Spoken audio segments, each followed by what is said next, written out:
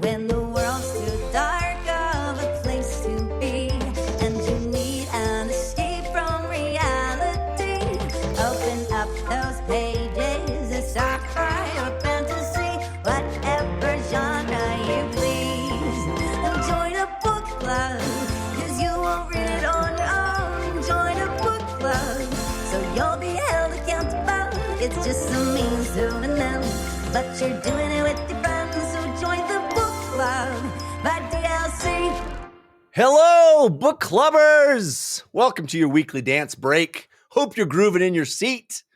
I'm Jeff Kanata. I'm here with Lana Bashinsky. Hello, Lana. Hello, good morning. Yesterday, I looked at my Spotify Wrapped, and I found out very embarrassingly that my top artist is my sister's band.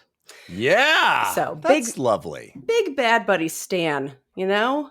She's the best. She's the best. They're grooving. Did you tell her about that? I did choose to. I was like, I don't know if this will be patronizing. Of like, look, I like you, or if it will be cute or just sad. Get a life. Hey, if you dig our theme song, as I hope you do, as I'm sure you do, you should check out Bad Bunny, because they are Buddy. Why do I always do that? Because there's a very, very famous artist named Bad Bunny. Yeah, Bad Buddy. Buddy. With D's. Mm-hmm. Check out Bad Buddy. Yeah. Because they're amazing and grooving, and you can't miss out. If you like our theme song, you're going to love their music as well. Mm-hmm. Hey, we got some chapters to dig into this week, some good ones, some juicy ones. But we also like to start each episode with a non-spoiler topic, ideally sent in by you. There are some options as to how you could do that. You could send it to us via email at dlcfeedback@gmail.com. You could post it on the Discord, which is 5x5 DLC on Discord, the book club section. Or you could post it as a comment on our YouTube, which this week's topic is plucked from. This was sent, or posted, I should say, posted by Mars Rock 316, who says, suggestion for a non-spoiler topic. If there was a casting call for a live-action adaptation of the Malazan series, which characters would you audition for? I love this. Put us in the show. Put us in, coach. I love this because it not only is like a little twist of like, we've cast other people, I think, in roles for the future Malazan thing. But I also love that you just have identified. We probably have talked about it, but you've identified that we would like to be in the show. Yes, please. Don't forget us. We need to be gainfully employed. 1 and 2. Love the series. So let's get in there. But it also hits directly on like why I don't act. In that I'm like, what do you mean cast myself? I'm like, basically every role is flattering, and I feel like cripplingly, pun intended, unable to be like, oh, all my favorite characters. I'm like, well, they're so cool. I can't be like, oh yeah, I'd cast myself as Coltane, or I'd audition for Coltane, a little gender bend. Who's the most badass person? That's where I'm going to go. Right. So I need to think really specifically about like what I think would be a good fit and actually attainable. Mm-hmm. But what do you think? Like, do you know? I feel like you must have like a running list of like, oh yeah, that's me. Oh no, that's the one I would be. I'm so much more conceited than you. Well, not wrong. I'll tell you the one that first popped into my head. Mm-hmm. Whiskey Jack. Mm-hmm. Mostly because we both have bad knees. Yeah, I really can relate to that character because I feel like my eventual downfall will be knee related as well. Mm-hmm. It's not acting if you're living it. You've been right. Method for Whiskey Jack for years now. That's right. I mean, he is a badass and cool, but I feel like the facial hair kind of does a Whiskey Jack thing for me. I don't know if I'm badass enough to play him. I'll tell you, the most fun character to play, I think, as an actor, or once in future actor, one hopes, the most fun character to play would be Krupp.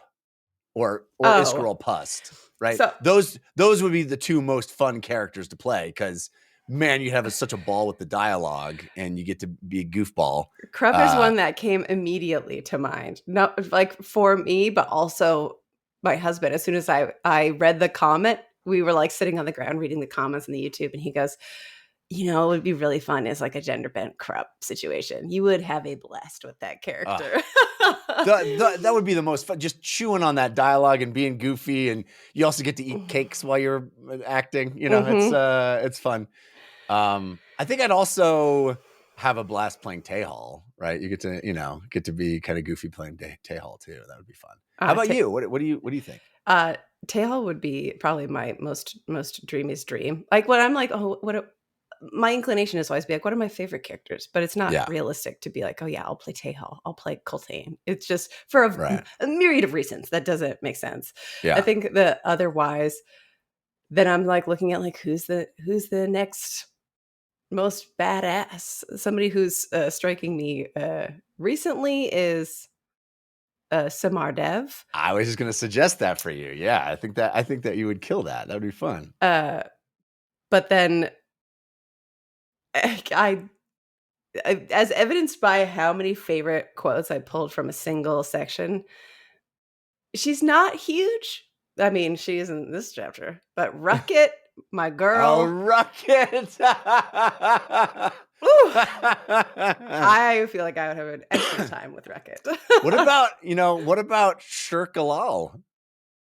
Shirk Like Alal, you get to doll it up, and kind of you get to play her as, the like undead kind of fun, Tim Burton version. And then you get to play her as the like dolled up, hot version. I think I would have to like go through some like intense physical transformation. Cause I think like there's some things that go along with being undead that they don't quite match me. Oh, stop. You would be, all we'd have to do is, put a little, skeleton makeup on your face. Oh yeah. That would sell it. Yeah. The big, you get the big the diamond on the forehead. Look, you know who, after everything that we've been through emotionally together, also Felicin. Oh, wow. You've come a long way. You've really come around. Like you're ready to embody her. Before you wouldn't even want to hang out with her. Yeah. Somebody I would want to. I revel. One of my greatest joys in life is finding the precise ways to annoy somebody. And so like her character arc from going from like bratty woman acting out because of the various abuses and horrible things she suffered to whirlwind goddess struggling with like being semi-possessed by this thing to this relationship with her sister. I feel like there's so many sides, and that you would get to portray such a range of your abilities in the singular character. Oh, it's an incredible character. Yeah. I feel like if I was 20 years younger, it would be fun to play Crocus. So dreamy. Oh, I didn't even think about Absalar, number one badass. Oh, come on. I played Romeo twice in two different stage productions of Romeo and Juliet, and I feel like Romeo and Crocus not far off, kind of mopey, sappy, self-deluded, a little more overly dramatic at times. Ready to change your name, do anything. What's in a name? What's in a name, Crocus? Yeah. All right, I think we should do the 2-person production of the complete Malazan, the complete tales of the Book of Malazan, Book of the Fallen. Short answer, who would I audition for? Anybody and everybody. Yeah. In the series. Let me be the sidest of side characters. Let me just stand in the back and hold a spear. I'm happy. Yeah. Happy to. And I'm ready for the warrior scenes. I don't want to brag. I do want to brag, but I hit a squad PR yesterday, and so I'm really feeling like a warrior. You're ready to play Corsa Orlong. Let's do it. Let's go. All right. Great question. Thank you, Mars Rock 316, for your questions. Hey, if you have a question, if you'd like to throw something out that we can have fun with as well, and also tell us what you'd Cast us as. Cast us or cast yourself as. Yes. Please don't hesitate. Reach out, dlcfeedback@gmail.com. Post a comment on the YouTube or in the Discord, which is 5x5 DLC on Discord. All right. We got a lot to get to, so let's jump in. Mm-hmm. Spoilers starting now, chapters 15 and 16. Chapter 15, we start with mom and dad. Things are not good at home with mom and dad. Tomad Sengar and Uruth Sengar, they're feeling a little bit of that family angst. They go back and forth between, obviously they're just floundering. Like, we don't know what to do. The it's a hard chancellor's time. keeping us away. They've always had this, like, parenty scoldy relationship with Roulade, so it's not like it's easy for them to suddenly make amends. But even still, like, the rapid, our son, shut up. This is your fault. This is our fault. Whose fault is it? It's like a myriad of like tiny squabbles. Yeah. We've really turned on each other. Mm-hmm. Uruth is straight up calling her husband a coward for not doing something about their situation. Mm-hmm. Krishnan have reported to Uruth that Bruth and Trana has been killed by Karos Invictad. Tomad doesn't think so. He thinks that Bruth and Trana is still alive, which we know is true. They're really struggling with what to do next and kind of debating which side to take. And Uruth says, hey, maybe we should ally ourselves with that Hanan Mosag guy, who is trying to steal power from our son. The guy who wanted to, like, was opting into the role of really Cycle wanted Emperor. that sword. Yeah. And wanted the sword you can't put down. Mm-hmm. Tomad is basically realizes, I am a coward. I sent Benatas to do what I couldn't do, and that's what got him killed by Karsa Orlong. Mm-hmm. Things are not good in the Sengar household. The thing, every single time like Karsa Orlong killing Benatas section comes up, they talk about it like these innocent Dur were on this boat. Yeah.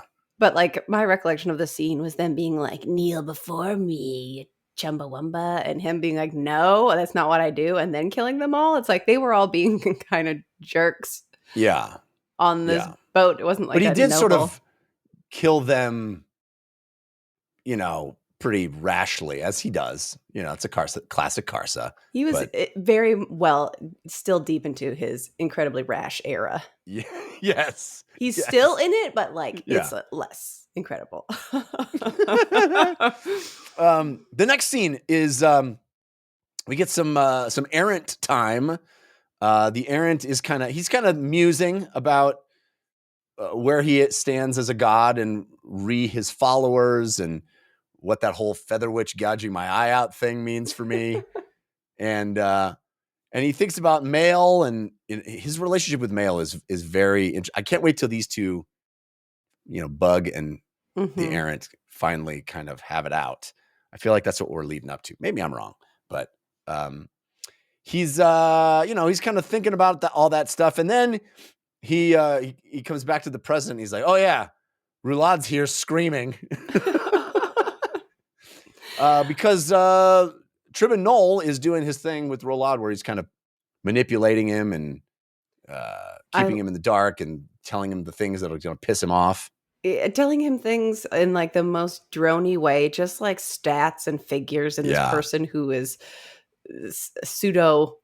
It's not multiple personalities, but it is like very manic. Yeah, mood swings. Having to sit there and be like, all you're saying is bad news, and you're saying it in this way, and it's horrible to listen to. Yeah. And the errant is like slithered in, and with like his godly magic, he has like people. He's there, but his eyes just slide off him. The regard never touches him, and he just sits there and watches everything happening in the throne room.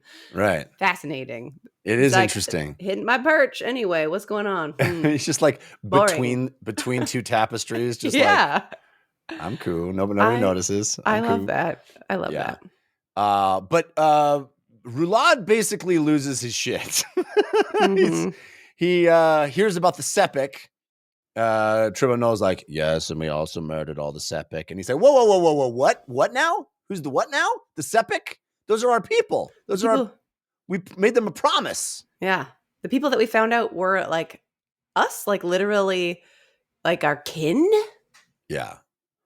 Yes, Yeah. sire. I didn't think you wanted to know anything about it, sire. And moving on. He's like, no. We're not moving on. I am pissed. And I also just love that the Aaron's watching Tribunal like say this big, it is tragic. And then like looking down and being like, yeah. Got him. Yeah. We got him. And he's like, you know who you should really be pissed off at is your parents who happen to be here right now. And then we cut to... Well, they don't happen to be there. He calls for his parents for the first time, basically, since the chancellor's been up in his grill. Yeah. Thank you. Yes, you're right. And he's mad at everybody. He's mad at Hanan Mosag. He's mad at Udnas. He's mad at Nisal. Like, where is she going on? He's like, I get my parents in here. I'm gonna take it to them. Mm-hmm. And then we like cut back to... I feel like we cut back to before that happens, right? Because we get to the moment where the parents, I guess he says, go get him. And Siren Kanar goes to get him. So it's not cutting back in time. Yeah. Anyway, so they're still sitting at the table and Siren Kanar comes in and he's like, all right, time to go. And they're like, what? You don't tell me what to do. And Udith's like, I will murder all of you with my shadow magic. Yeah, she's like, you have two options. You either just let us walk normally or I kill everybody in sight. Yeah. Take your pick. Yeah. You want to force me to go? I will force you to die from shadow magic. I'm like, Ruth, you seem pretty powerful, girl. Yeah. I feel like you could just have made some kind of moves if you're this something? annoyed. I know they've lost and they're like, oh, you'll do blah, blah, blah, you'll go to jail because of they're like following Letheri, whatever now. But it is like, yeah. All right, I guess. Well, I feel like they're scheming. Yes. She's not holding back for no reason. She's scheming with the ladies. Yeah, with the ladies. The women. Yeah. All right, so they head out, and then we cut over to Samar, Dev, and Karsa. And Karsa's got this armor that he's going to repair with coins. And Samar's like, is he trolling Roulade right now? I love that. It's like, he found these coins. They're basically worthless. He's going to use it to patch things up. But is it also a jab? I love the idea of him walking into, Roulade is like on the throne covered in coins, like fused to his body. And he walks in like, jingle, jangle, jingle. What's up? I got coin armor too, bro. Or being like, oh my God, so embarrassing. We wore the same thing. Oh my God, you should change. Oh, you can't? Yikes, man. Yikes. And anyway, this is, Samar's like, ugh, I'm going to go find Texilian. You've killed so many people, including Benatas. And Karsa's like, you're going to Texilian because you like him? Since when? I know. That's what I thought too, but she falls in and falls out very quickly. That's our Samar. Yeah. And then she leaves and Saren. Saren falls in and out. Samar's yeah, you're right. I get Samar feels like she's in denial of her true feelings, as is Karsa. Karsa, yeah. Well, and then she leaves, and Karsa's like, "War easy, women hard." I love it. He's That's so good. I don't understand. All I understand is punching faces. And that is what I shall do. He's like, I'm gonna leave. He hears that Byroth Guild is outside, so he leaves the compound, just walks through the wards, no problem. Everybody's like, well, there's magic wards. He's like, catches fire, no problem. Mm-hmm. Pretty cool. Just punches a guard in the face just to get it out. He's like, hey, buddy, you can't leave. Poof. Yeah. Then we head over to Tehal and Bug. And this is that scene where Rucket walks in, magically disguised as a voluptuous lady. A massive, voluptuous lady that everybody's like, I don't know what's going on, but I'm still very interested.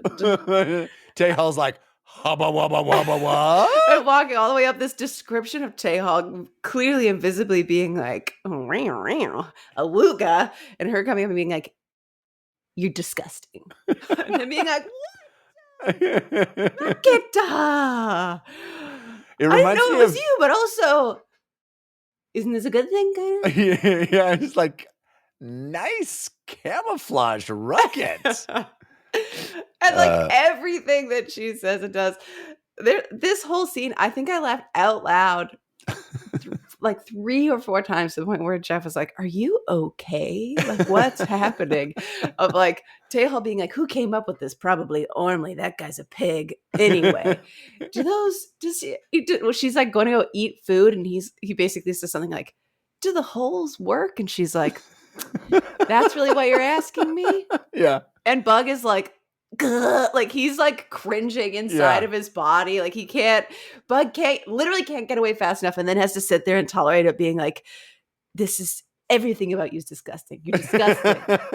Put the tablecloth over your lap, you pervert. I just love how Tehal, every woman he sees, he's like, I could hit that. I could hit that. Every single one. It's just like so good. It's so good. And the whole time Rucket is just the Rucket just whoever she's talking to, Ormley being like, you do that on purpose. And she just insults him to his face, Tehal saying whatever. And he says something like, I don't know if you're gonna fit out the back door. And she's like, sadly, something that you will never be able to say. Like just like jab after jab after jab. Yeah. Oh, it's so delightful. It's delightful. Well, Bug basically, explains the plan, which is, hey, we're about to default on all the debt that we've accrued. We're about to basically crash the economy, and it's going to cause massive upheaval and chaos, anarchy. They say like so, like matter of factly, yeah, people probably going to die. Yeah, probably going to die. It's going to get so bad. Yeah.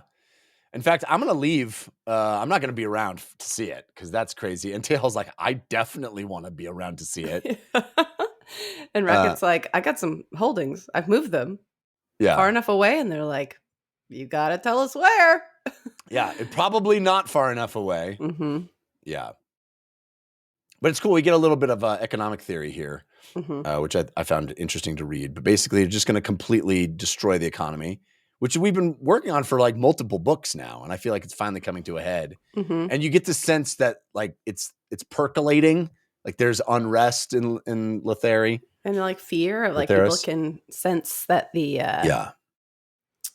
they don't have money. Where's money? What are we doing here? Yeah. Can't relate to any of that. The economy being feeling normal. Yeah. Not resonating with the book's worst parts ever. Not prescient or applicable in any way. Then we head over to Terlac Veed, who's still hanging out with the Carium. They're waiting for their big moment. And he kind of thinks back to how he got here and the Grawl tribes that he's from. And we get some Grawl backstory, which is interesting. I don't know if I need to step through all of it, but it's interesting that the Grawl basically, their history is full of this massive mistake and regret from their great leader. And this is the story of them like chasing down those people, and then they kill them all. But then a god comes in and is like, not this one. This one's the last one, and you killed the rest. It's 7 hounds that protect this child that like was growling like a hound. And here's what I thought was interesting about that scene is they described the people whose name I forget that they're chasing around. It's like Sempis or something. Yeah. the description of it almost seems like a poorly evolved aerosol. The long canines, but they're like kind of blind. And then the dogs come in to protect it. And we'd seen like the dogs, like in the flashbacks way back when the puppy dogs had domesticated the humans that I thought. Oh yeah. Or maybe Well, not yeah, the it's aerosol. the- There's the- another E word. Sorry, go ahead. It's the Tassie, I think. The Tassie. Yeah. But there's something. TASSE. I don't think aerosol is the right word, but something about the description of these people made me think that it was like some extrapolation of a potential and not great evolution of the early peoples that the dogs had domesticated in that one flashback. It does kind of seem like that. Yeah. And then the fact that the dogs showed up and they're like, Right. No, you don't kill this child. Yeah. So I forget if that is the aerosol. I don't know if the aerosol is a thing or a people. A one. There is the aerosol. Are the people. The Eris are the people. The aerosol is the one. Yeah. So it's the Eris is what it sounded like to me, but I don't know if that's true. It could just be a pathetic being, or that they didn't realize how pathetic it was until they were like, we want to kill these things. And they were like, it was pretty easy. And that's kind of sad. Yeah. Yeah. I thought it was a cool backstory. Yeah. But in the present, Terralak's like, hey, Ikariam, you don't have any of that fun rage that you get. You got to work up some. By the time Rulad comes around, you got to get in fighting mode. Angie boy, bring it out. Get pissed off. And Ikariam's like, yeah, how is time measured? Which is interesting because he's like the dude that made clocks, right? Yeah, he's the clockman. He's the clockman, but which it feels like a huge question mark that's still hovering for me. But I like how Terralak is like, I don't know, stars. Also, there's like people ring a bell sometimes, which is completely arbitrary, but we all pay attention to it. And Ikariam's like, maybe time is like a river.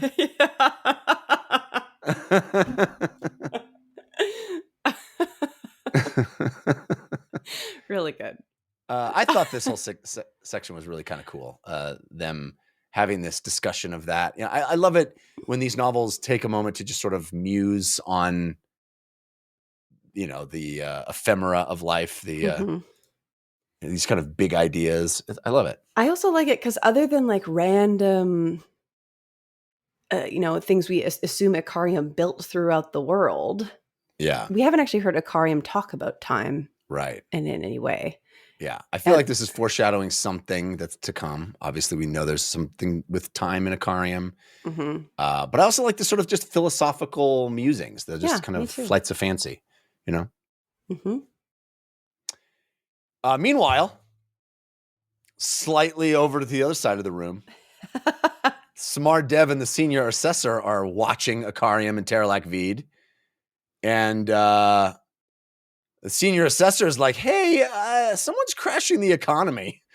Well, before this, is it the background of that Ikariam thing where like the scene ends and it's like there's a scream somewhere? And they never really explained that? I couldn't tell if that was like setting up the fact that a couple scenes were going to stack on top of each other. I assume because later Samar like claps her hand on her, but that happens before. No, what happens right here is she sees that Karsa sees Ikariam and she's like, oh no. And then that's kind of like we're like off to the races. So maybe that's the thing. Cause I know that she sees him walk up, but at the end of the Ikariam Terralak Veed, there's some sentence in there that's like, somewhere a woman screamed. Oh, I may have missed that. And then it cuts to Samar being like, what's up? Yeah, interesting. They're doing something. Yeah. Something bad's about to happen. And also I love her, like the assessors there being like, Ikariam's my god. And she's like, he's not a god. Yeah. And she's also like, why did I ever think I was interested in you? I know, it's so funny. She's like, ew, you're so lame. Yeah. This is honestly so cringe. And then she sees Karsa coming and then she runs up and then it cuts to her or it doesn't cut to, but she like witnesses them having Yeah. an intense moment.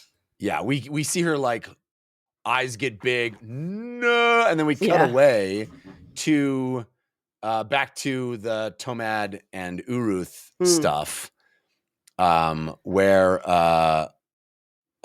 you know, they're bringing into he's bringing him into the throne room, waiting just outside the door, and he's like, if you guys move, arrows from little holes in the wall. Well, it's shoot once they go in, if they approach Rulad in any way, yeah, arrows come in and get them. yeah.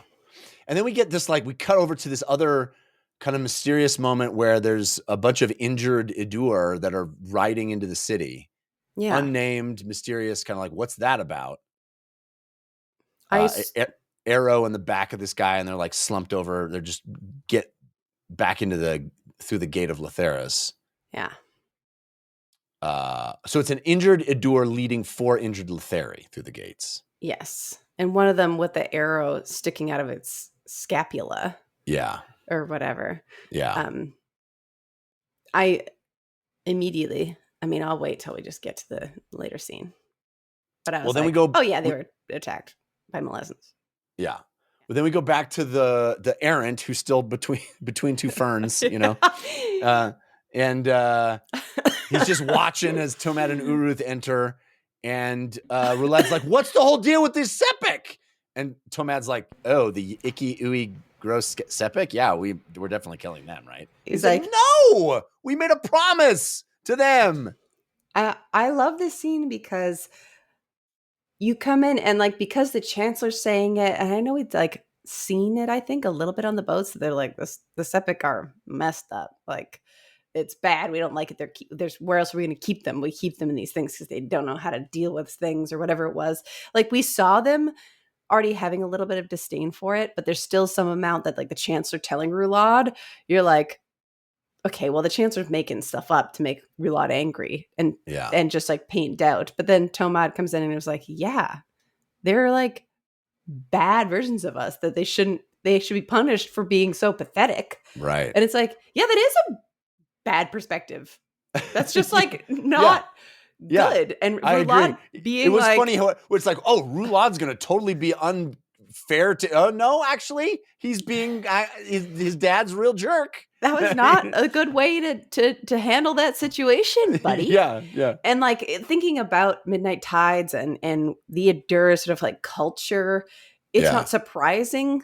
Like if you trace that thread back, but to me, that's like, oh, the, you know, society, like the Letheri societal influence and being like, you can't just do that. If you're going to punish people, you have to do it justly, even though their form of justice is also crap. Right. There's like some amount of like Rulad's just personal abuses, I feel like, that he suffered, and him being the Idur that was not ever quite up to snuff and always kind of being bullied around because he's this unblooded idiot or whatever. Right. I feel like it was like a Rulad personal mission to be better than that, despite everything else. Right. And in this moment, I mean, even Uruth and Tomad were like, he didn't sound nuts. And honestly, yeah, we made a bad choice, I think. Yeah. Like he clings to that one thing that he can hold on to, which is like, I could at least do this. Yeah. I could at least make good on our promise to these people. Yeah. And we screwed that up. Mm-hmm. So he's so pissed that he says, all right, Mom, Dad, go to your room. And by room, I mean dungeon. Sends them off to the dungeon for months. He says, you must not understand. If you would put people through this, you must not understand how bad it is. So now you're going to be put through it. Interesting. Yeah. So the guards take them away. I also, just before we leave, you saying that the errant is between two ferns. Now I'm only picturing him as Zach Galifianakis.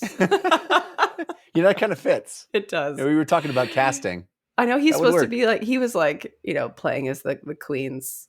Yeah, he was like super hot, loveling, androgynous, and like, you know, but also Zach Galifianakis works. Yeah, I'll take it. All right, so then we get back to the, you know, this hanging tension of Samar going no, and then we cut away. Now we're back. She watches Karsa grab Ikariam, spin him around, is like, we're fighting. And Terlak Vid is like, maybe you should punched in the face immediately. I love it. It's described as a casual punch. I'm picturing him Yeah, grabbing just like- Ikariam and then like left-handed. No, don't even look at him. Knock him barely out. a punch, and it knocks him across the room, breaks his face, knocks him Mhm. out. And Ikariam's like, oh, hey. I love how Ikariam to me seems like the, putting the daisy in the barrel of the gun, just like, oh, hey, Samar. Texilian says you're such a great lady. Oh, what's up with you, Karsa? You just seem so mad. It's like, he just seems like this. I like. It's almost like, kill him with kindness. Yeah. He just seems like this infant in the world where he's just like, everything's fine.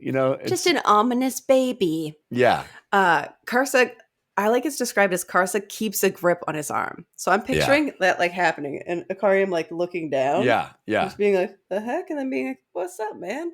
Oh, I'm also kind of picturing that it's like he grabs him and finally Ikariam has like his Mappo style. He like immediately saw what Mappo saw in him as a friend. We don't find out exactly what he saw in him, but he's like, we're fighting, right? And then he kind of stares at him and he's like, for real? And Ikariam doesn't say anything. He just kind of like has a moment of like, what? Yeah. No? What? Yeah, you keep your word. And then pieces out. And you're like, did they have a mind conversation? What was that? Such a cool moment. I also love how the senior assessor's in the corner like, I can't look at him because he's my God. And if he notices me, that would be so awkward. Oh, it's so funny. Look at me. Don't look at me. What if you looked at me? Oh, don't look at me. And that's when Samara's like, ugh, this guy. I love that she walks up. So Karsa basically is like, nice. Leaves. Yeah. And then she kind of looks at Ikariam, and Ikariam implies that he's like, can you leave that Texilian guy just always following me around? And her being like, oh, you noticed him, I guess. And they're both look over at him like, kind of, having a time over there, huh? Yeah. Doing his best. The Texilian guy, and they both their heads turn, and he's in the corner just like,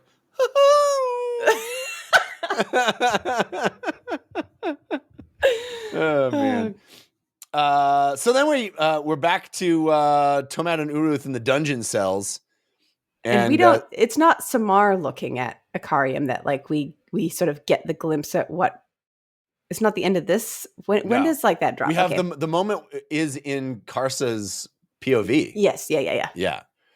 We'll get to that in a second, but we head back over to the dungeon and Siren's like, also, you're not getting any visitors because I know visitors bring shadows and you love shadows.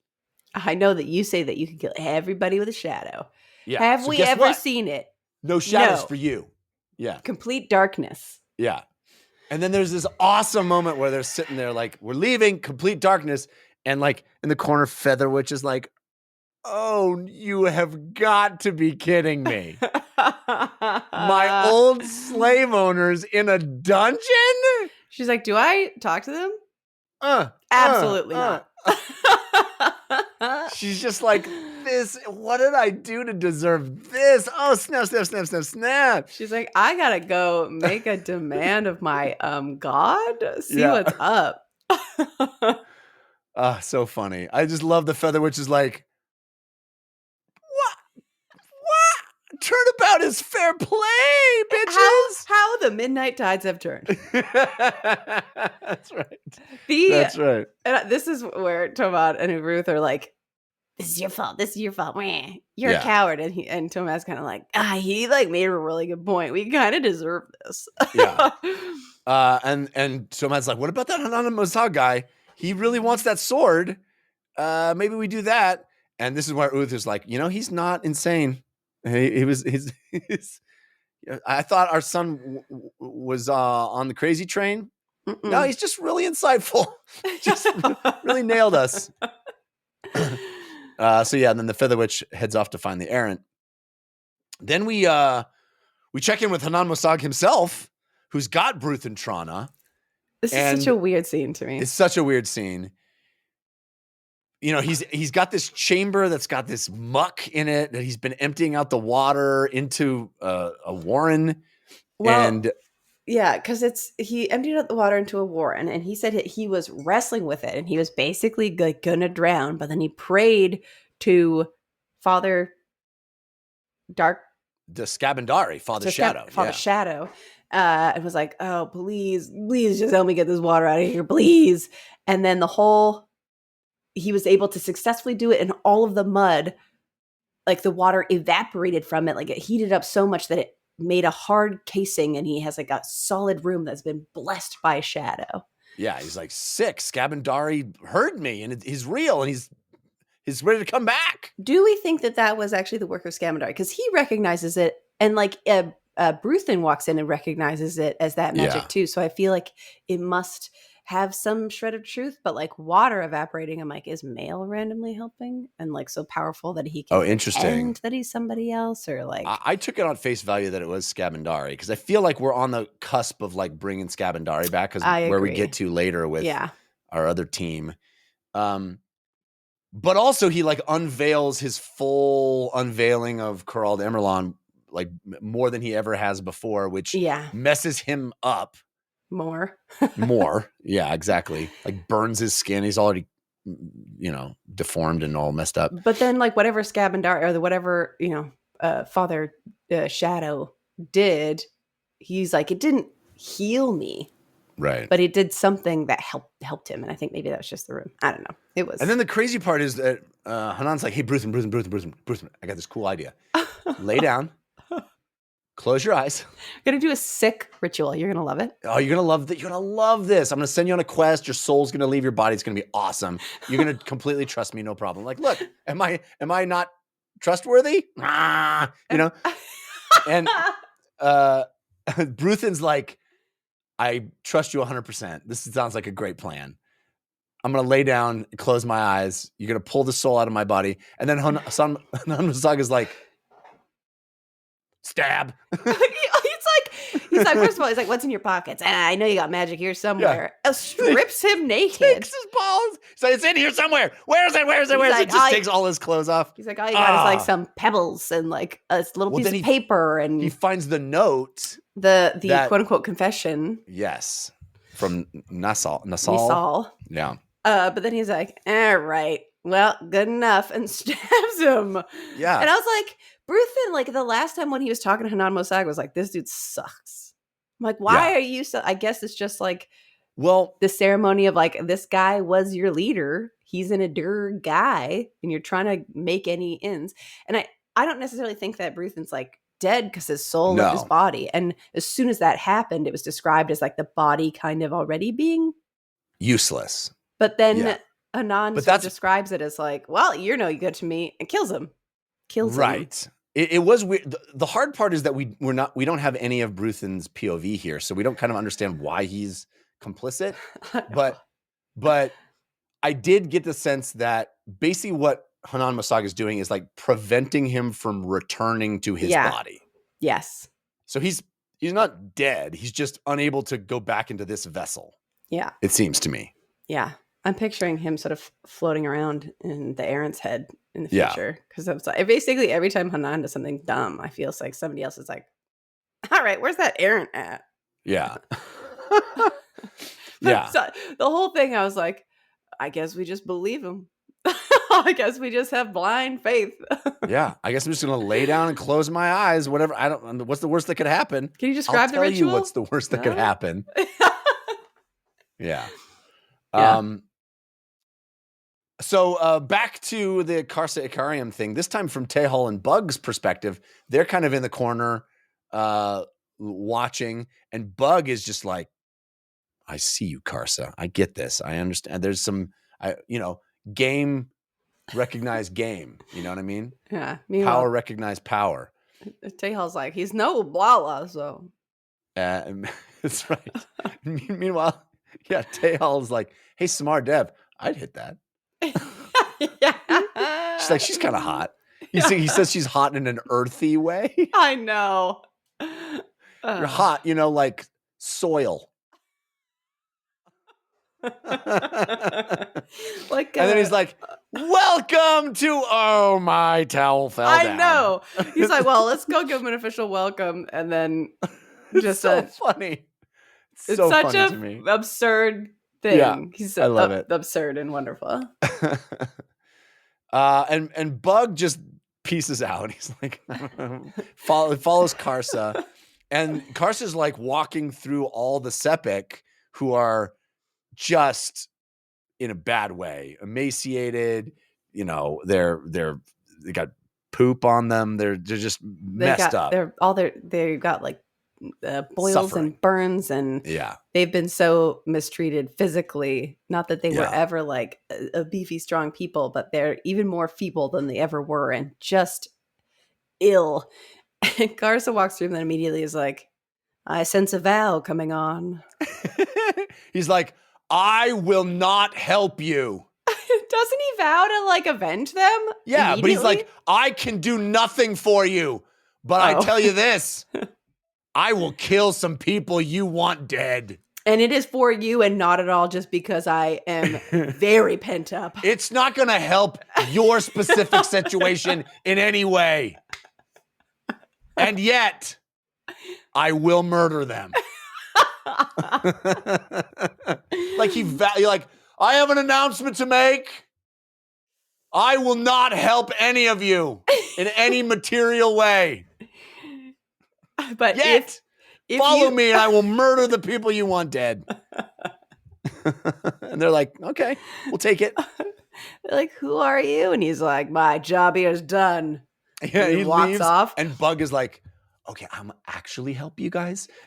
Everybody go through this portal and we're going to go to a safe place. So funny. So funny. And Bug just like the consistent depiction of Male being like scary, spooky elder god. And then Bug's like softness. Is it in this? I think it's as he works up the magic to talk to them that he talks about it's the prayers of the people who praise him, where like the sea is a violent and horrible place, and they put those attributes on him, which he obviously, because we saw him explode that guy, we know he has. Yeah, but it's him finding the nature of the sea that is a calming presence, that is a stabilizing force, that is this wholesome side to it, is where he's like, sorry worshipers, this is the way that I want to use the magic, so whatever it is you're praying for, this is how I'm using it. And he has to like negotiate with the magic that he's sort of given with his followers, really.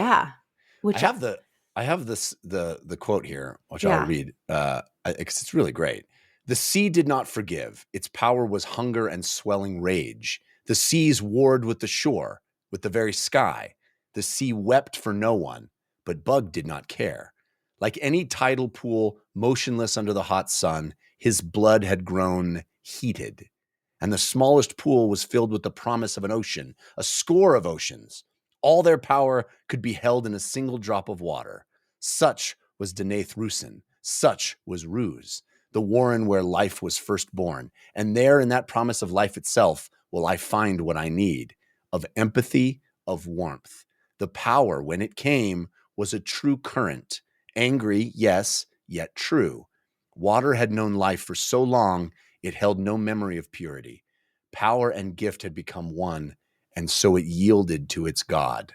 Yes. So good. Excellent. So good.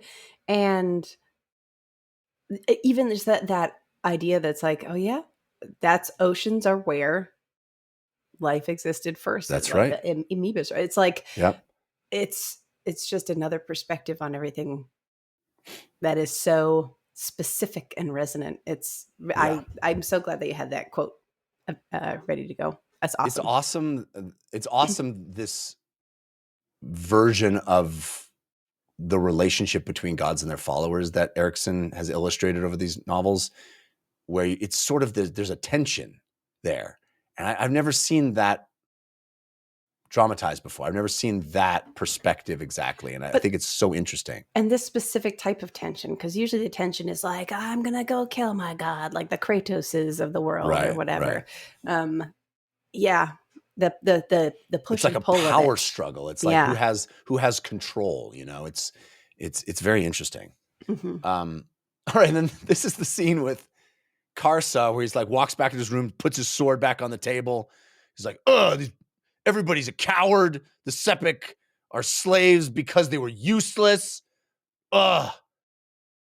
You know what? That Arcarium, something about him. It's something in his eyes. Oh, snap. He's part Toblerone. Meow, meow, meow, meow.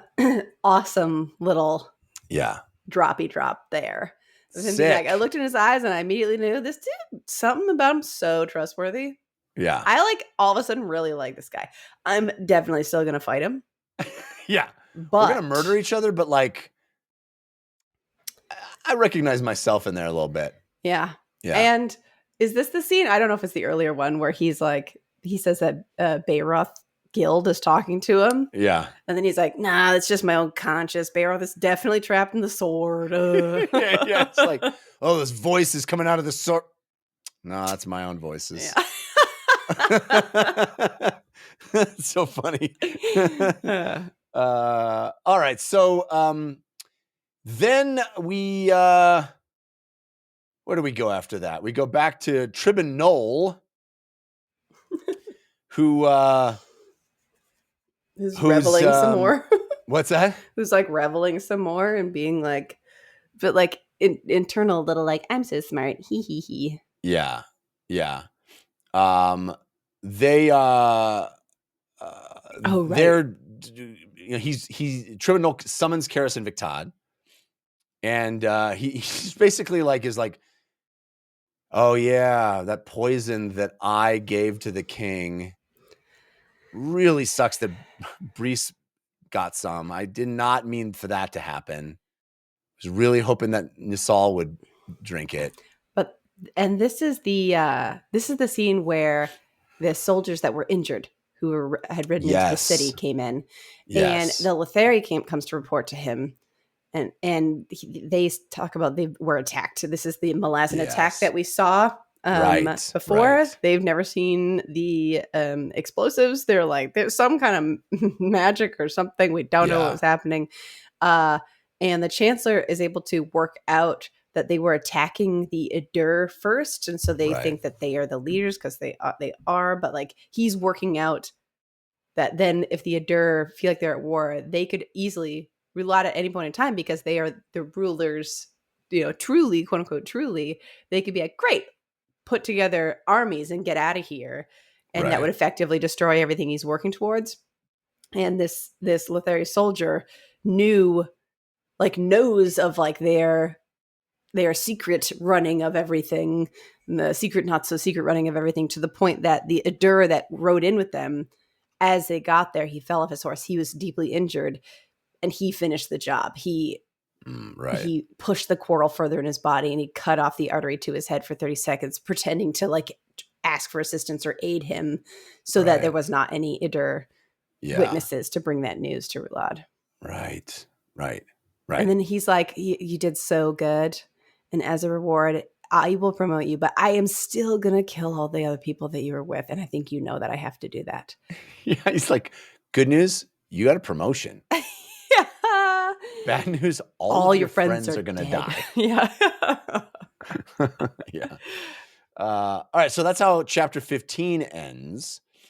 Chapter 16, we are back with our conflict between Red Mask and the Lethari armies following the Battle of Bast Fulmar. We're a couple of scenes with Brol Hendar and Bivat kind of preparing for how we're going to handle this battle that's about to go down. They're having a hard time judging how they all are going to attack them, how many of them there even are.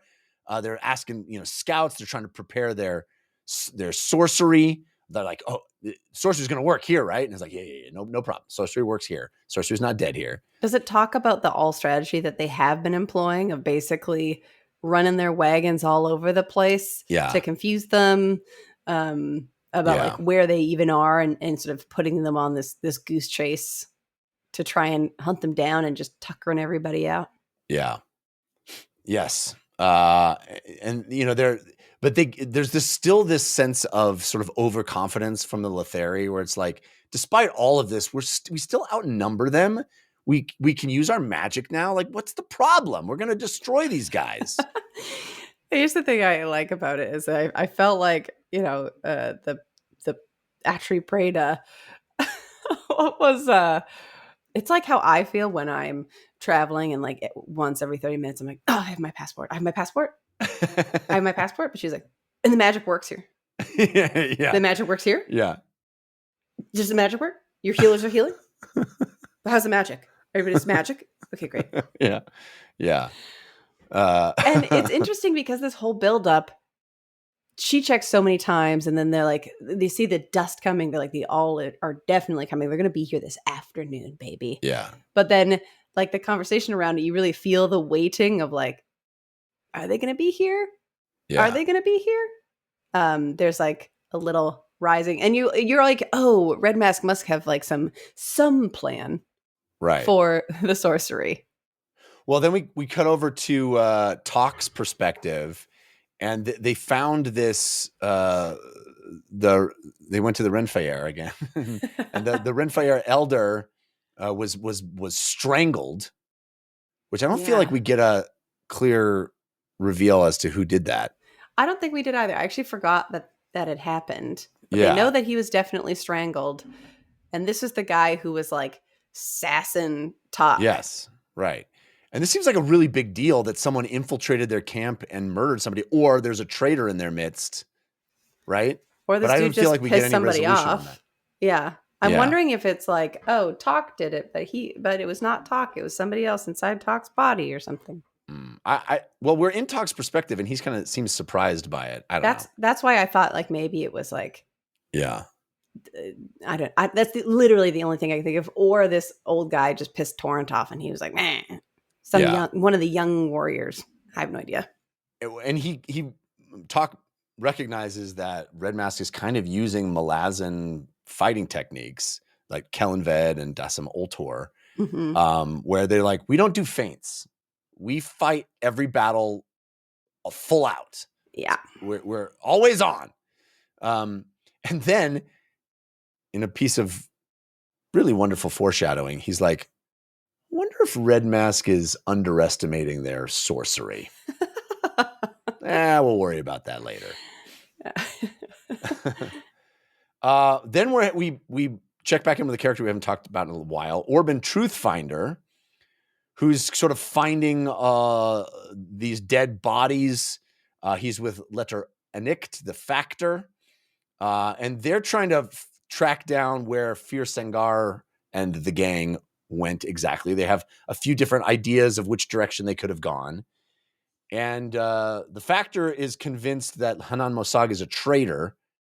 But the biggest thing is they want to stop Fir Sengar from finding Scabandari Blood Eye's soul, which everybody seems to be like. There's a few different groups that are all like, let's get that Scabandari soul for ourselves.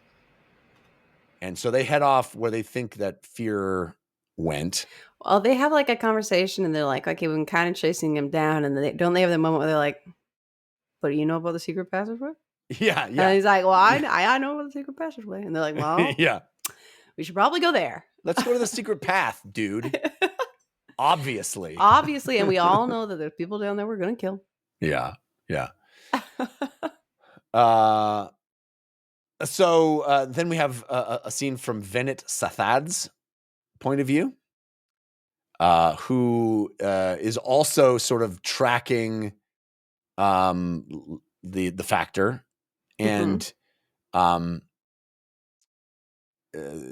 he thinks that they might go back to Dreen, or he might go back to Dreen and wait for Letter Enict there.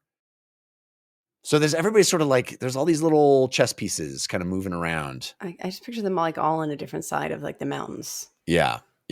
And it was Venet who made the crappy weapons. Yes. Was trading yes. in the crappy weapons for the all. Crappy weapons, yes, which we'll know more about in a second. And then back to Orban, they have murdered a bunch of Edur, basically.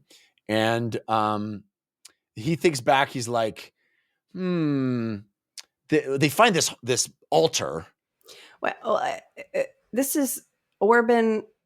This is the people who are like, let's go to the secret passage. And then they cut away and then they come back. And this is my impression was this was the place that they had that sort of bureaucratic ceremony where they're like, are we going to send anybody with you, Silchus? I thought it was those people. Well, this altar has been sanctified by the Hold of Darkness, the Fulcra Tile, and the White Crow. The White Crow is Silchus. Silchus, yes. Yeah. Yes. So I think that this was the area that they were in when they had like that group of however many people that like, you must listen to us and we say, do whatever. But take Clip. Right. Yes. Get this kid out of here because he sucks. But then there's this weird moment where Orban just doesn't believe that the White Crow that's with Fear is the same White Crow. Yeah. Which is super confusing to me.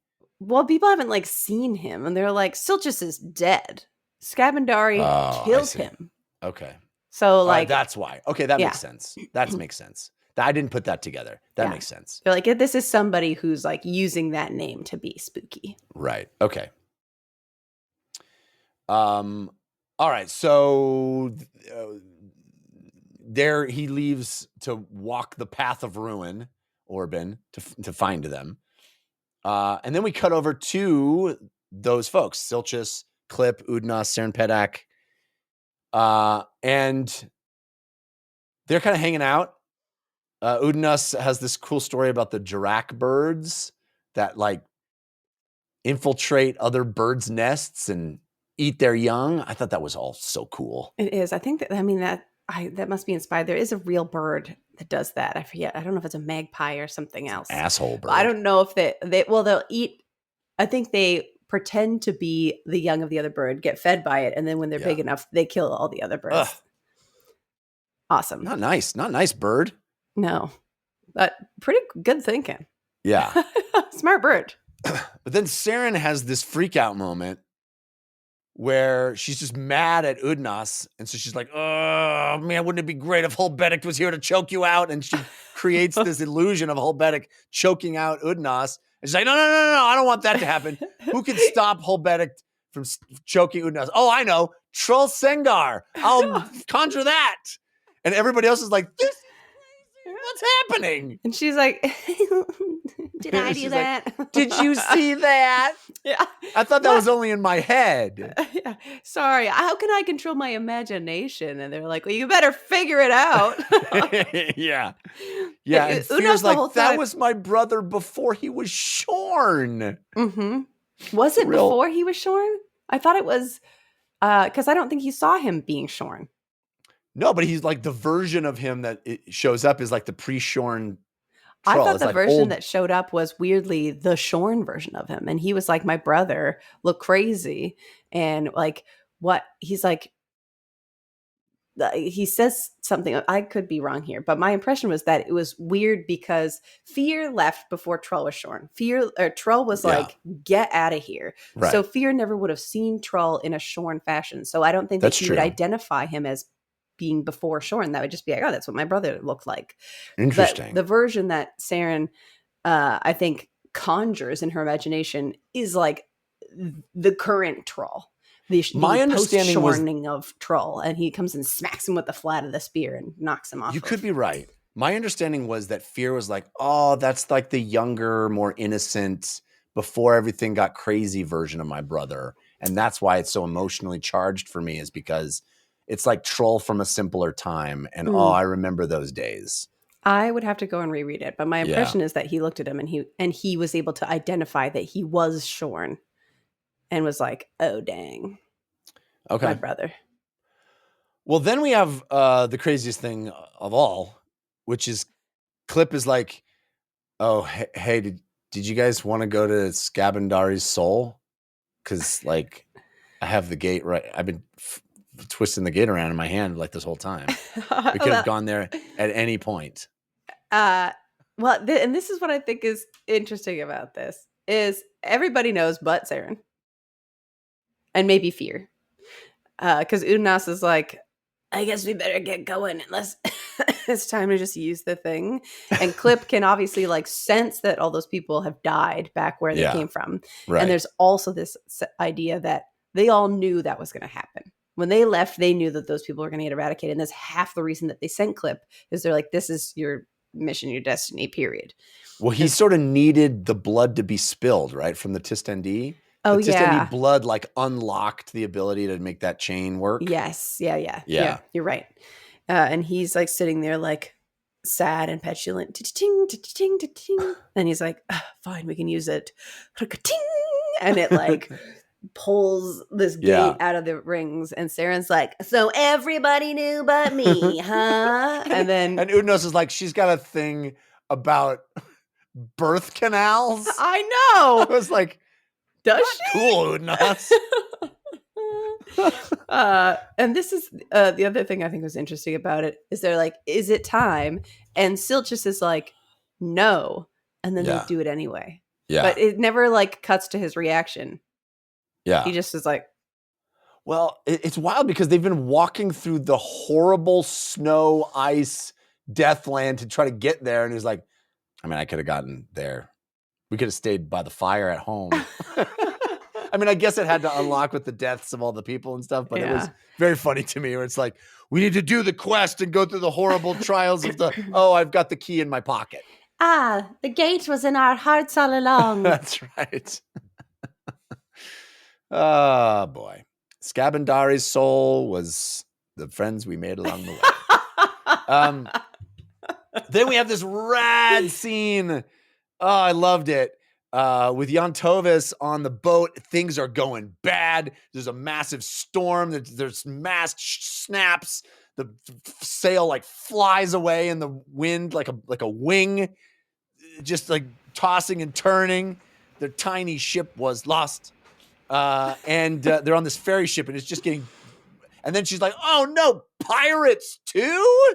Yeah. These two boats sail up on either side of them. Like, oh, now we're about to sink. Yeah, this is when they choose to attack us in the middle of this freaking storm. And I just love how they do it. Don't they kind of like flank the boat and they're like shook, and like lock in and smash the hulls together? No, they shoot like harpoons over the top of them. Oh yeah, and like lock it down, which is so rad. She's like, oh no, that now they're gonna shoot harpoons at us, and it's like. Like over her head, and she's like, oh, it's over our head, and it lands on the other side, and then they just lock in and they're like, we got you. And doesn't it describe that like even as they pull sort of the ships together to lock in, it describes how they even cushion the hulls from hitting each other with seaweed. With like seaweed. Yeah, it was so rad. Very awesome visual. So rad. Such a cool mission where they're like, don't worry, we got you escorted in. Where you headed? Second Maiden Fort, us too. High fives. And she's like, oh, but you're the parish. It's probably not a good thing. It's probably not good. Because it means that you've taken over multiple layers of people have taken over Second Maiden Fort. Yeah. Yeah. But just a rad action sequence. I just thought that was so cool. It is so cool. And I also just like that they like set out being like, this is going to be fine. And then they get trapped in this thing and like, should we go back? And there's nowhere we're going where we're ever going to make it out of this. Yeah. Yeah. Yeah. That's so. She's like, oh, the pirates are going to attack us, and then all the stuff happened, and the guy like hops on board, and he's like, hey, you're sinking. Do you know you're sinking? And she's like, yes. Don't worry, you're not sinking anymore. We got you. Mm-hmm. So cool. All right, so then we head over to Second Maiden Fort, where Banashar is kind of having this moment of thinking about, man, cause and effect. It's really something. Am I crazy? Did we know Banashar was there? I think we did. I don't think we knew that Tellarest and Curdle were there. Because I think Banishar is not. Yeah, we didn't know Tellers and crew. Well, I don't think we knew Banishar was there either. So we knew Shirkalal and crew were there. Yeah. We knew that the Malazans were there. We Right. knew that maybe you're right. We didn't. Sheikh Brillig was there. Yeah. That's it, Brillig, that I kept thinking. And so I don't think we've seen Banishar. And if Banishar's there, does that imply Cutter's there somewhere?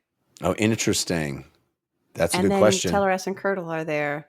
Yeah. Being little wacky dudes. And we find out that Banishar got that worm. Got that worm. That weird worm. Sleeping worm goddess. That's who I auditioned for, the worm. I want to audition for one of the Baccaral. And then they talk about Edgewalker. There's a lot of discussion about Edgewalker in these novels, and I don't know what to make of it yet. He's just a guy, and he's just a guy. They're like an Edgewalker, and they're like, "Shut up! Don't say anything about Edgewalker." I'm like, "Do say something about Edgewalker." Yeah, no. Yeah, big question mark there. Yeah. And then we have this fun scene where we we check in with Shard, who's Sin's brother, and Crump, who's the crazy Mott irregular, just loving digging holes, just digging some holes, just having a great old time digging holes. Crump was the Mott irregular who like had all of the explosives and was like just has only caused trouble so far. Yeah, really. He's just been just not all there, right? You know, he's one cusser short of a whatever. But I just love that he's like singing this goofy song and just digging holes, and then he digs enough holes that they find like baby skulls that start moving, and he's like, "All right, filling back in the holes. Let's get rid of. We don't want to look at that." My impression is like they're like, "Okay, he's digging holes," and then Shard is looking over at Sin, and he's like, "How is she at all the person that I grew up with?" And he sort of has this like, how much damage can somebody go through until they're not the same person? Excuse me. And I think that she has like a little bone flute with her. Yeah. So he digs this hole. He climbs out. He's like, it's like such a good hole. And it's so challenging because the baby skulls, man, they just pop like eggs. And they're like, what? And Sin's like, I thought Sin was like necromancing them. Oh, you thought she was making them? And Shard was like, oh my God, we've been exposed. Here we come. We're coming out. And they're like, no, dig that down. Fill the holes back in. He's like, filling holes. I love filling holes as much as I love digging holes. Because Sin having like a little bone flute, I was like, maybe the only other bone whistle is the one that controls the dead bodies on the Salanda. Good call. So I thought perhaps she's a little necromantic. Yeah, but I think the point of this scene, as you point out, is that is like what's going on with Sin and Shard being like, man, I remember just carrying her around, her giggling and laughing and being a kid, and now she's like a high mage. Weird. Yeah. And like people should definitely be afraid of her. Yeah. All right, so then we check in with Nimander Golet for some reason. I guess. Yeah. Who's just kind of thinking about how messed up his sister, I want to say? Fade? I've sister? I don't know. Of some relation? Fade has vowed to murder Sendalath Drikalat. And also Nimander's like, she's just wrong. She's just messed up in the head.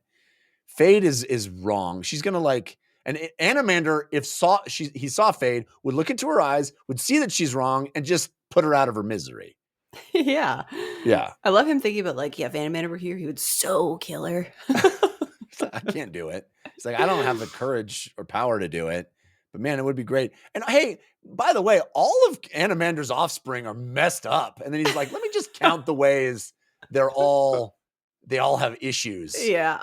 Yeah. Weird scene. Weird scene. Definitely a scene where I was like, oh, perfect. One of the scenes where I recognize every name and cannot attach it to any other information about them. But then he hears a spinning chain. So I know. I was like, oh, snap. Is this where Clip is bringing everybody? But then we don't get any resolution to that. It's just Because like he a also spinning has chain. like spinning chain. He's like, yeah, there's a prophecy, and then he. I feel like he kind of wills it away, where he's like, "I'm not worthy of a prophecy," Yeah. and then it goes, Yeah. Yeah. yeah. Very very odd. I didn't know what to make of that. Maybe the like spirit of Silchus is sitting in like Fate or somebody, like a worm in Banishar.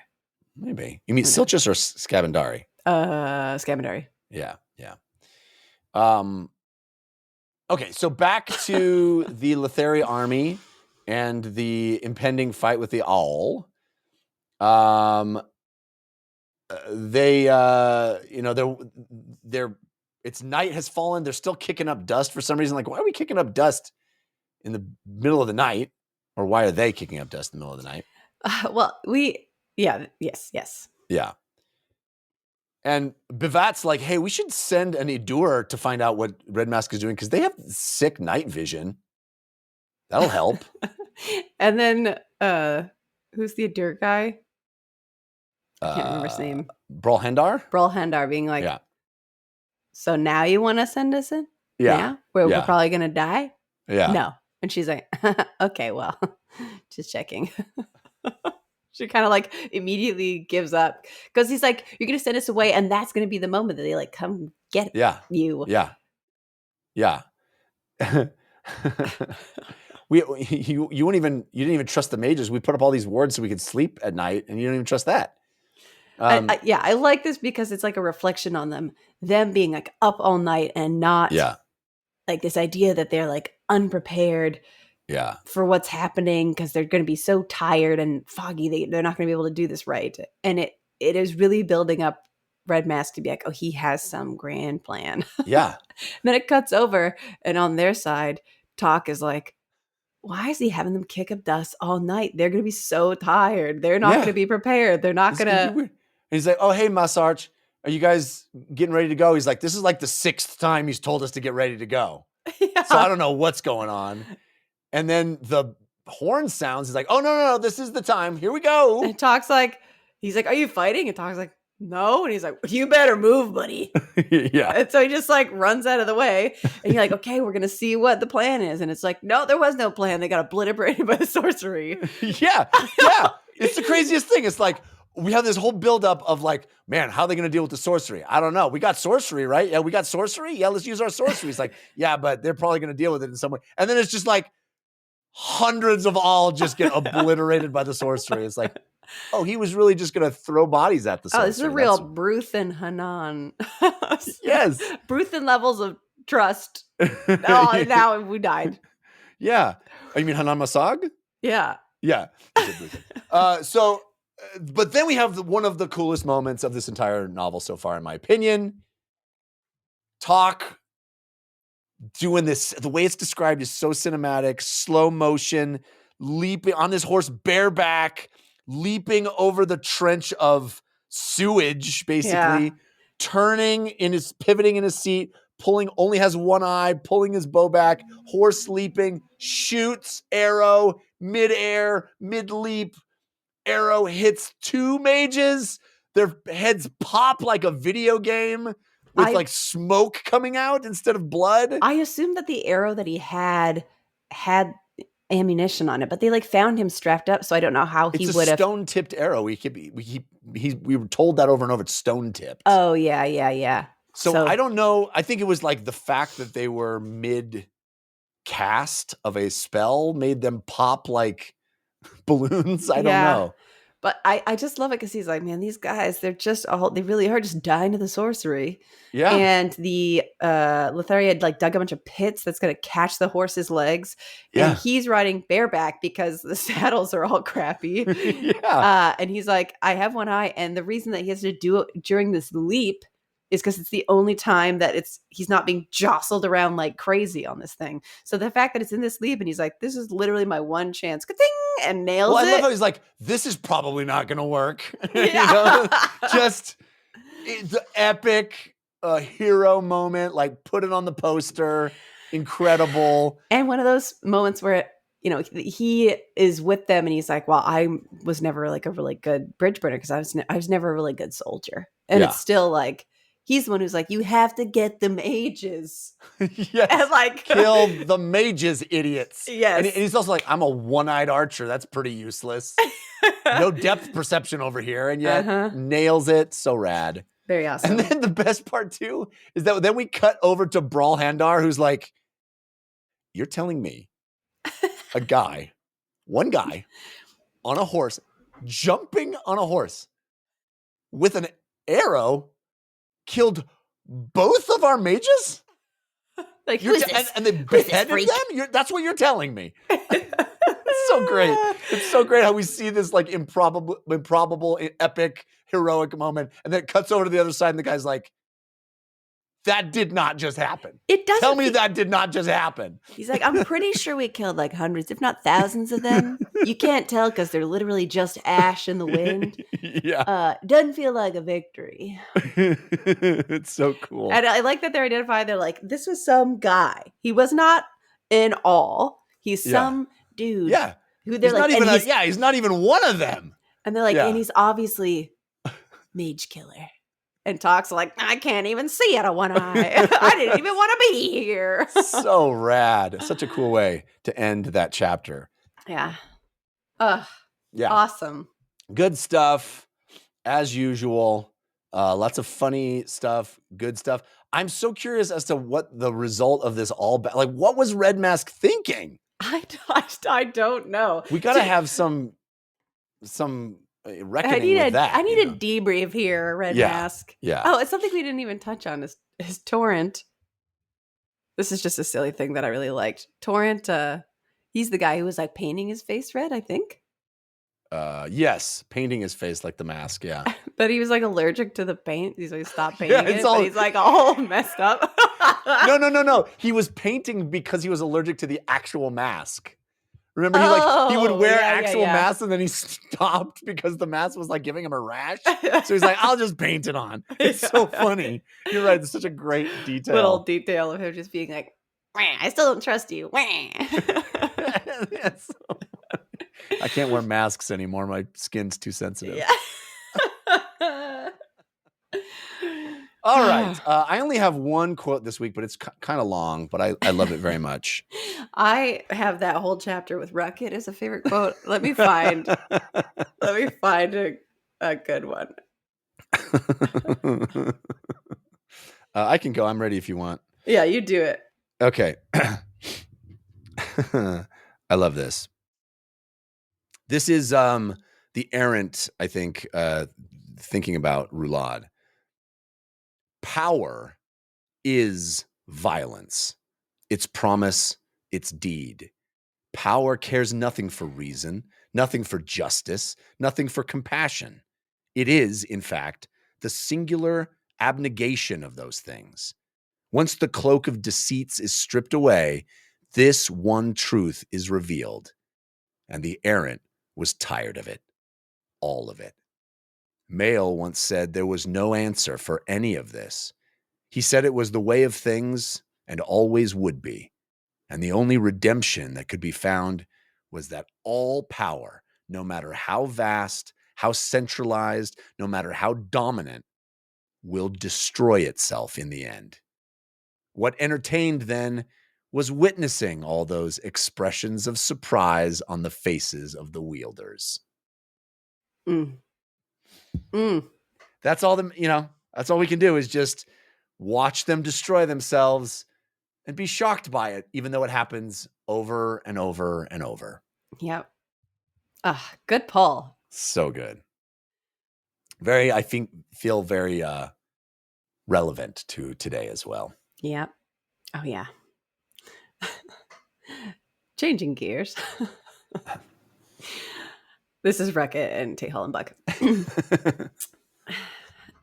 Well, I like this one because Tehal, like, it feels like he breaks character a little bit. Her eyes settled on It's a longer quote too, sorry. Her eyes settled on Tehal. And you, Tehal, planning on crawling into a hole as well? Well, I thought we weren't talking about that anymore.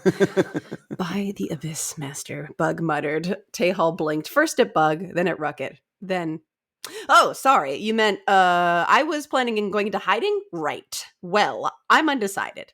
Part of the satisfaction you see is in witnessing the mess. Well, interesting, sort of Yeah. cutting myself off. Sorry. Interesting. Because regardless of how we've insinuated ourselves in the machinery of Lether's vast commerce, the most bitter truth is that the causes behind this impending chaos are in fact systemic. Granted, we're hastening things somewhat, but dissolution in its truest sense is an integral flaw in the system itself. It may well view itself as immortal, imminently adaptable and all that, but that's all both illusional and delusional. Resources are never infinite, though they might seem that way. And those resources include more than just the raw product of earth and sea. They also include labor and the manifest conceit of a monetary system with its arbitrary notions of value, the two forces we set our sights on, by the way, shipping out the lowest classes, the dispossessed to pressure the infrastructure, and then stripping away hard currency to escalate a recession. Why are you two staring at me like that? Ruckett smiled, defaulting to the comfort of your scholarly analysis to deflect us from your more pathetic fixations.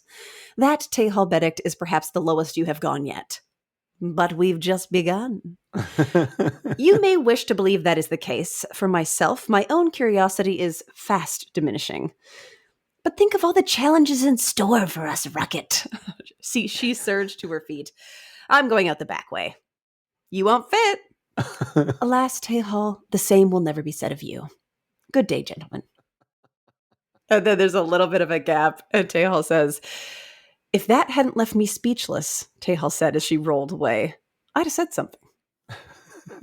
If that hadn't left me speechless, I'd have said something. That's a small penis joke, right? It is, absolutely. Yeah, very funny. Very funny. Very coy. Yeah. And I just love, like, Tehal breaking character from his, like, I'm an idiot in the streets, being like, here's, like, the very methodical thing in my, like, which I didn't realize when I pulled it, similar to the errant quote that you just pulled, of, like, witnessing this happening and that same desire. Just, and then immediately changing gears to being like, do you want to have sex? In this new form you've taken, we're going to have so many challenges to figure it out. I love how he's like, does the illusion, how does the illusion work? Do the holes work? He's so crass and bug-like. Please shut up. Please shut up. Amazing. Such good stuff. Thanks, folks, for being with us. Next week, I think 2 more chapters, right? Mm-hmm. That's true. Yeah. First one's a big one. It's a biggie. We got lots of fun. Stick with us. I think we'll be doing it. I'm traveling next week. We got to figure it out. But, the holidays are coming. I think we'll be here next week. But stay tuned to the Discord if you want to find out. Well, I'll update if there's any news on the that. social meds. Yeah. Hey, have a great one and keep dancing. When the world's too dark of a place to be, and you need an escape from reality, open up those pages, it's sci-fi or fantasy, whatever genre you please. Join a book club, 'cause you won't read it on your own. Join a book club, so you'll be held accountable. It's just a means to an end, but you're doing it with your